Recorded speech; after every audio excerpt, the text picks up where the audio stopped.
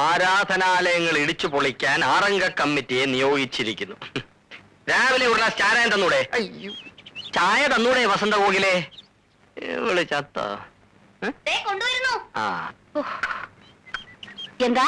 അല്ല, ചായ വേണോന്ന് പറഞ്ഞായിരുന്നു. അല്ല, ചാരായം വേണോന്ന് പറഞ്ഞ പോലെ തോന്നി. അത് തോന്നലായിരുന്നു. അത് ശരി, ഒന്ന് പിടിച്ചേ. ഒന്ന് കാലിങ്ങോട്ട് മാറ്റോ, ഒന്ന് ഇങ്ങോട്ട് മാറ്റോ. ഈ എണീറ്റാൽ ഉടനെ ചായ കുടിക്കണമെങ്കിലേ ചേട്ടനും കൂടെ അടുക്കളയിലോട്ട് വന്ന് എന്നെ ഒന്ന് ഹെൽപ്പ് ചെയ്തൂടെ? ഹെൽപ്പ് വേണോ? എന്നാ ഞാൻ പറഞ്ഞ പോലെ ഒരു സെർവന്റ് ഏർപ്പാട് ചെയ്യണം. ഓഫീസിൽ പോക്കും അടുക്കള ജോലിയും കൂടെ എനിക്ക് ഡിഫിക്കൽട്ടാ.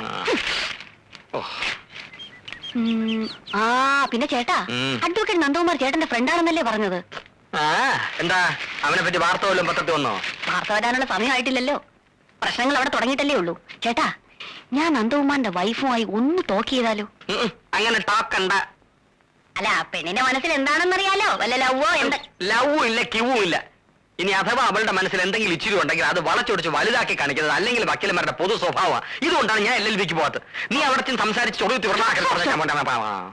എന്താ എന്നെ വിളിച്ചത്? നീ എന്നോ? കല്യാണം കഴിഞ്ഞ് ഇത്ര ദിവസം ആയുള്ളൂ, അപ്പോഴേക്കും കണ്ടില്ലേ ഒരു പുരുഷ മേധാവിത്വം? നീ പോലും. ഞാൻ പിന്നെ എന്റെ ഭാര്യ എന്താ വിളിക്കേണ്ടത്? വസന്ത കോകിലെന്ന് വിളിക്കണം. ഓ, അത് ഭയങ്കര നീളമല്ലയോ? എന്നാ പിന്നെ ചേട്ടന്റെ ഇഷ്ടം പോലെ അങ്ങ് ചുരുക്കി വിളിച്ചോ. എങ്ങനെ ചുരുക്കും? സുലോചനെ സുലു, വസുന്ധരെ വസു, ആമീനെ ആമി എന്നൊക്കെ വിളിക്കൂലേ? ഈ ബുദ്ധി എനിക്ക് പോയില്ലല്ലോ. വസന്ത കോകില, വസന്ത എന്ന് വിളിച്ചാലോ? അയ്യോ, അത് വേണ്ട. അത് കോഴികൾക്ക് വരുന്ന ഒരു അസുഖം. കോകിലെന്ന് വിളിച്ചാ? അയ്യോ, അത് വേണ്ട. നിന്റെ ശബ്ദം വെച്ച് നോക്കുമ്പോ ഒട്ടും ശരിയാവൂല. ഞാൻ ഒരു കാര്യം ചെയ്യാം. ആദ്യത്തെ അവസാനത്തെ അക്ഷരം ഒഴിച്ച് ബാക്കിയെല്ലാം കളയാം. വസന്ത കോകില, വാ ല വല. കൊള്ളാം. വലേ. ഓ, ആൾക്കാർക്ക് റോഡിൽ എന്താ കാര്യം? ജലദോഷം അല്ല, മുടി ദോഷം.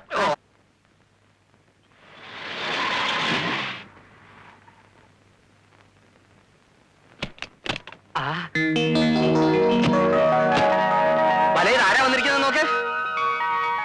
കാർമേഘം ഒഴിഞ്ഞ് ആകാശം തെളിഞ്ഞു തോന്നല്ലോ. വരൂ വരൂ, അകത്തേക്ക് വരൂ. വാ. നമസ്കാരം. വരൂ, അകത്തോട്ടിരിക്കാം. ഇരിക്കേ. ഞങ്ങൾ ഇന്നലെ അങ്ങോട്ട് വരുന്ന കാര്യത്തിനെ കുറിച്ച് സംസാരിച്ചതേ ഉള്ളൂ. ആര് സംസാരിച്ചു? ചേട്ടൻ. ഓ, ഞാനങ്ങ് മറന്നുപോയി. അപ്പൊ ചേട്ടൻ പറഞ്ഞു നിങ്ങൾ ഇങ്ങോട്ട് വന്നിട്ട് പിന്നെ ഞങ്ങൾ അങ്ങോട്ട് വന്നാ മതിയെന്ന്. അല്ലല്ല, നമ്മൾ അങ്ങോട്ട് എന്നിട്ട് അവർ ഇങ്ങോട്ട് വന്നാ മതി. അത് തന്നെയാണ് ഞാനും പറഞ്ഞത്. ഇങ്ങേരുടെ ഒരു മുടിഞ്ഞ മറവി. ഒരു കുറ്റമാണോ? ഏതായാലും ഞങ്ങളുടെ കടം തീർന്നല്ലോ. ഇനി നിങ്ങൾക്ക് അങ്ങോട്ട് വരാമല്ലോ. പിന്നെന്താ, അങ്ങോട്ടോ ഇങ്ങോട്ടോ ഒന്ന് ഇറങ്ങാൻ പരിചയക്കാരുടെ വീടില്ലാതെ ശ്വാസം മുട്ടി ഇരിക്കുകയായിരുന്നു ഞാനും ചേട്ടനും. അല്ലേ ഏട്ടാ? വല ചിലക്കാണ്ടിരി, ഇവർക്കും എന്തെങ്കിലും പറയാനുണ്ടാവും. വലേ? അതെ, വസന്ത കോകില. നീളം കുറച്ച് വല തുടങ്ങിയ പിന്നെ ചീഫ് മിനിസ്റ്റർ വണ്ടി പോലെ നിർത്താൻ പാടാ. ഭയങ്കര തമാശക്കാരനാ. അതുകൊണ്ട് എനിക്കിവിടെ ബോറടിയില്ല. മിസ്സസ് നന്ദകുമാർ എന്താ ഒന്നും മിണ്ടായിരിക്കുന്നേ? അതിന് നീ ഒരു ഗ്യാപ്പ് കൊടുത്തിട്ട് വേണ്ടേ? ആതിരെ ഇതുപോലെ കൂടുതൽ സംസാരിക്കുന്ന കൂട്ടത്തിലല്ല. പിന്നെ എല്ലാരുമായിട്ടും പരിചയമായി വരുന്നല്ലേ ഉള്ളൂ. അയ്യോ, ഹണിമൂൺ ട്രിപ്പ് ഒന്ന് പ്ലാൻ ചെയ്തില്ലേ? ഈ തൊട്ടാവാടിയെ വേറൊരു സ്ഥലത്തുനിന്ന് പറിച്ചു നട്ടല്ലേ, അതിന്റെ വാട്ടം ഒന്ന് മാറിയിട്ട് പോവാന്ന് വെച്ചു. അറിയാ, ഒരു മാസത്തെ വെക്കേഷൻ ഇപ്പൊ കോടതി അടയ്ക്കുമല്ലോ, അപ്പൊ ഒരു വിചാരണ പ്ലാൻ ചെയ്യണം.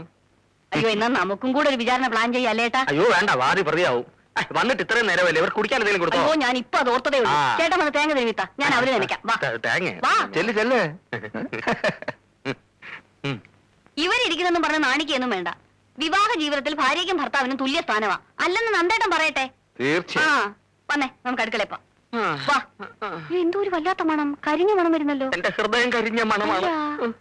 ഇത് ഹൃദയമല്ല, തുണി കരിഞ്ഞ മണമാണെന്നാ തോന്നുന്നത്. അയ്യോ, എന്റെ ചുരിദാർ തേക്കാൻ വന്നിട്ട് പെട്ടി ഓഫ് ചെയ്തില്ലേ? അയ്യോ, ഞാൻ മറന്നുപോയി വലേ.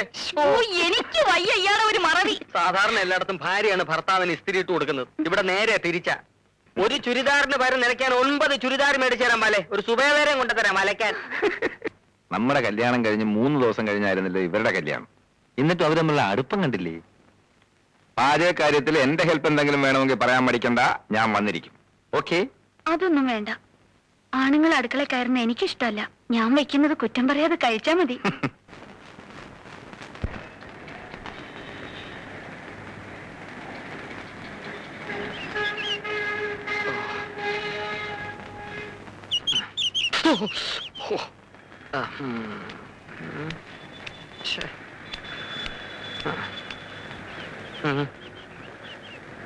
ശിവശങ്കരൻ ചേട്ടൻ? അയ്യോ, ഞാൻ മറന്നുപോയി. അല്ല, ഉണ്ണിത്താനെന്താ ഇവിടെ? വൈഫിനെ വെയിറ്റ് ചെയ്ത് നിൽക്കുക. അവള് മുടിയുടെ തുമ്പൊന്ന് ലെവൽ ചെയ്യാൻ ബ്യൂട്ടി പാർലറിലോട്ട് കയറി. ഇപ്പൊ മുക്കിന് ഇതല്ലേ ഉള്ളൂ. കേറിയിട്ട് ഇപ്പൊ മണിക്കൂർ 1 കഴിഞ്ഞു. അല്ല, നന്ദനെ കണ്ടിട്ട് ദിവസം കുറച്ചായി. അവിടെ വിശേഷമൊന്നുമില്ലല്ലോ. തുടക്കത്തിലുണ്ടായിരുന്ന അവസരങ്ങളൊക്കെ മാറി. അവര് സ്മൂത്ത് ആയിട്ട് കഴിയുന്നു. സ്മൂത്തായി തീരുമെന്ന് കരുതിയിരുന്ന എന്റെ ലൈഫ് ഗട്ടറിലുമായി. അല്ല, അതെന്ത് പറ്റി? ഞാൻ ഭാര്യയെ കുറ്റപ്പെടുത്താമെന്ന് കരുതരുത്. ഒരു ഭർത്താവ് മനോഭാവമാണ് അവൾക്ക്. പൂർണ്ണമായിട്ടൊരു ഭാര്യയാകാൻ എനിക്ക് കഴിയുന്നുമില്ല. അതാ കുഴപ്പം. അല്ലോണ്ട് തന്നെ ജീവിതമാകുമ്പോ ചില വിട്ടുവീഴ്ചകളൊക്കെ വേണ്ടി വരും. വിട്ടുവീഴ്ചകളൊക്കെ വേണ്ടി വരും, ശരിയാണ്. ഒന്ന് കുനിഞ്ഞു കൊടുത്താൽ ചാടി തലേ കയറും. ആണത്തം കളഞ്ഞിട്ടുള്ള ഒരു വിട്ടുവീഴ്ചയ്ക്കും ഞാൻ തയ്യാറല്ല. നേമനെ തറവാട്ടിലേ ഞാൻ. അല്ല പിന്നെ അല്ല, ദേ വരും നമ്മുടെ വസന്തകോവിലം. നമ്മുടെ വസന്തകോവിലേ? അല്ല, നമ്മുടെ. അല്ല, അതേന്ന്. ആണോ?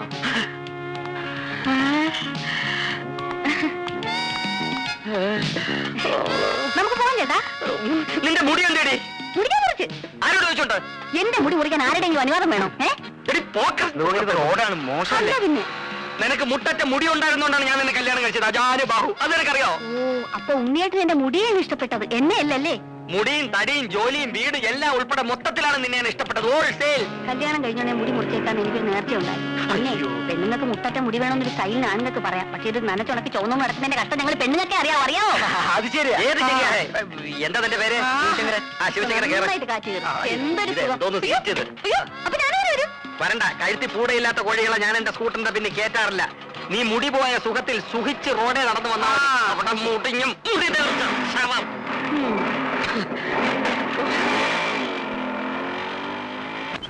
ഉണ്ണിയേട്ടൻ ഇത്ര ധൃതി വെച്ച് എങ്ങോട്ടാ? മരിക്കാൻ. കോടതിയിലോട്ടല്ല, പിന്നെ എങ്ങോട്ടാ? എന്നെ എന്റെ ഓഫീസിൽ ഇറക്കി വിട്ടിട്ടല്ലേ ഉണ്ണിയേട്ടൻ പിന്നെ പോകുന്നത്? പതിവ് ഞാൻ നിർത്തി. നിർത്താൻ എന്താ സർക്കാരിന്റെ ആനുകൂല്യമാണോ? അതിന്റെ കാരണം എനിക്കറിയേണ്ടത്. കാരണത്തല്ല നീ ഇപ്പൊ പിടിച്ചിരിക്കുന്നു. എടി, ഒരു പെണ്ണിനെ പെണ്ണാക്കുന്നത് അവളുടെ മുടിയാണ്. തൊഴാം വാർ മുടിക്കും മുടിക്കും എന്ന് കവികൾ പറഞ്ഞിരിക്കുന്നത് വെറുതെ അല്ല. നിന്നെ ഈ കോലത്തിൽ കാണുമ്പോ ചില ധീരകൃത്യങ്ങൾ ചെയ്തതിന് ചില പെണ്ണുങ്ങളെ മൊട്ടയടിച്ച് കോടതി കൊണ്ടുവരുന്നതാണ് എനിക്ക് ഓർമ്മ വരുന്നത്. അതിന് ഞാൻ മുഴുവനും കളഞ്ഞില്ലല്ലോ. ഉണ്ണിയേട്ടന് വേണ്ടി കുറച്ച് നിർത്തിയിട്ടില്ലേ? നിർത്തിക്കോ. പരുവുമ്പോ ഞാൻ മൂടോടെ വെട്ടിയെടുത്തോളാം. അതും കൂടി വടിച്ചിറക്കിട്ട് ഏതെങ്കിലും ആശ്രമത്തിൽ പോയി ഇരിക്കടി. പുണ്യം കിട്ടില്ലെങ്കിലും കാശ് കിട്ടും, ഉറപ്പാ. മിണ്ടി പോരുത്. എന്റെ കണ്ണു വെട്ടത്തു പോ. മുടിഞ്ഞവളെ, മുടി കളഞ്ഞവളെ. മുടി കൊടുത്ത പ്രാന്ത് തോന്നാൻ ഇയാൾ എന്തോന്ന് വെളുത്ത ആദിവാസിയാ? സാർ, ചന്ദ്രബാനുവിന്റെ ഫോൺ ഉണ്ടായിരുന്നു. എന്താ? സാറിന്റെ വൈഫിന് പെട്ടെന്ന് എന്തോ സുഖമില്ലാണ്ട് ഹോസ്പിറ്റലിൽ അഡ്മിറ്റ് ചെയ്തു.